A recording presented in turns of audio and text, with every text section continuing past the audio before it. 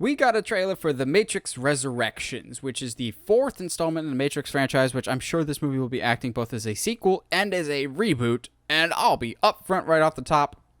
I don't really care about the Matrix franchise. It's just kind of whatever to me. Even the original one, I'm just kind of whatever on. I don't mind it, but I've always thought they're just kind of okay. I think they've always strived to put the visuals above their actual storytelling, which, if that isn't the Wachowskis in a nutshell, I don't know what is.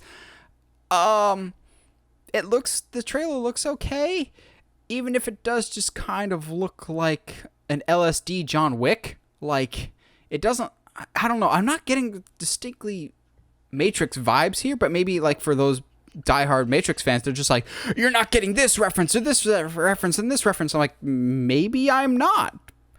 But if you're excited for that, that's awesome. Josh, are you a Matrix fan? And did you like this trailer? I think the Matrix series has a special place in my heart. I will say the second two are not as good as the first. And I think there's a lot of really interesting sci-fi conversations to have and stories to be told, especially with going back to the Matrix universe. But I don't think any of those stories are going to be told here. I think this is John Wick, but in the Matrix universe.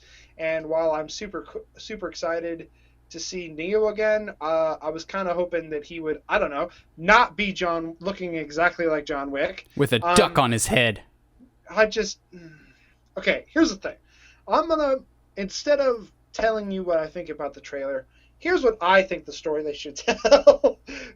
Because this is not the story, and you can go look at the description of the movie. This is not the story that they're telling. Let's say, if you want to sit here and be like, life is a simulation. Okay, cool. So once you end that simulation, what's Neo gonna go through once, I don't know, there's technically now only one timeline. Like, the simulation shouldn't exist because he shut it down. So what if he's living his life, but he's got the PTSD because he can't tell if he's in a simulation or not, even though there's no simulation. And so then that just spirals out of, I don't know where you would go with, but like, that's not the story. It's from the trailer and from the movie description. That is not the story that they're telling. And they're telling that he's somehow in a new simulation altogether, which, how did you get there? I don't get it. It's fine. You know what? Whatever. I don't care. I'll probably see it once, and only if they release it on, like, I don't know, HBO Max or something. Like, I mean, it is a Warner Brothers movie, so. Dude, it just, I think my hope is that they didn't bring back Matrix, which is one of the most iconic sci-fi trilogies in history, right? They didn't just bring it back so that Keanu could do John Wick. Whoa. In a different franchise. Like, that's my hope, because that's what the trailer looks like to me. What I would have liked the story to do, and I don't think they're doing this, I think it's going to be very much the Force Awakens of the Matrix, of just like, let's kind of just rework the original movie. What I would have done is, I don't think they're this smart though, is everything from the trailer is like from the first 20 minutes of the movie, and Neo quickly realizes that he's the one, and it's his job to go to Yahya Abdul-Mateen, who we see in the picture here, and teach him more or less, because we get the sense that he's Morpheus, basically, because Lawrence Fishburne's not back. Yeah. If it was, instead of Neo is the student, Neo is the master trying to do for Morpheus what Morpheus did for him all those years ago, of basically wake him up, except maybe like a reincarnated version of Morpheus type of thing. I think that would be much more interesting, but that's clearly not what's happening here. That being said, you got Yahya Abdul-Mateen in the movie. It makes me excited. He was good in Candyman. He's great in Black Manta.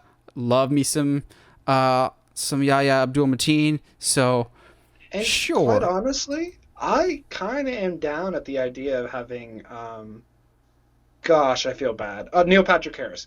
I was going to call him Barney Stinson, but I'm excited for him to play a villain. I don't think he is. So interesting. I don't think he's a big character. I think Jonathan Groff, who we see at the end, is Mr. Anderson. I hear you. No, not Mr. Anderson. Agent Smith. Yes, but I think. But what? That's my thing. It's like, what if Barney Stinson's character is just another Agent Smith? Gosh, I did it! No, no! I feel so bad. Oh my Neo, gosh. your legend is Derry. I hate everything. But yeah, the trailer didn't do much for me. And just to field my opinions, just to make sure, I asked a couple of people at work, and they were like, "Yeah, this just looks like John Wick, man. Like, I don't know." So it is what it is. Also, I'd be much more excited for this movie if I hadn't seen the past few Wachowski movies. Yeah, and it's interesting that only one of the Wachowskis is doing this one. Yeah, we didn't forget about Jupiter Ascending, guys.